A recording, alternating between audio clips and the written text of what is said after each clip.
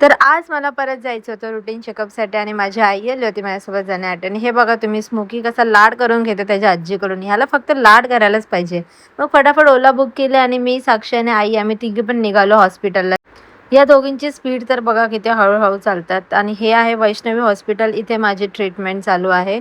So इथे आल्यानंतर 2 ते 3 तास आरामात जातात कारण खूप जास्त पेशंट्स असतात आणि माझा नंबर होता 172 172. सो तुम्ही बघू शकता ओ-पी-डीमध्ये पूर्ण पेशंटने भरलेली आहे. सो नेहमीचंच आहे 2-3 तास आरामातच जातात. आणि मग चेकअप झाल्यानंतर आम्ही हॉस्पिटलच्याच कॅफेटेरियामध्ये नाश्ता करण्यासाठी गेलो. सो आम्ही तिथे वडापाव, समोसापाव, चहा आणि टोस्ट सँडविच ऑर्डर केला. हॉस्पिटल एकदम लक्झरियस आहे आणि पैसा पण तसाच घेतात.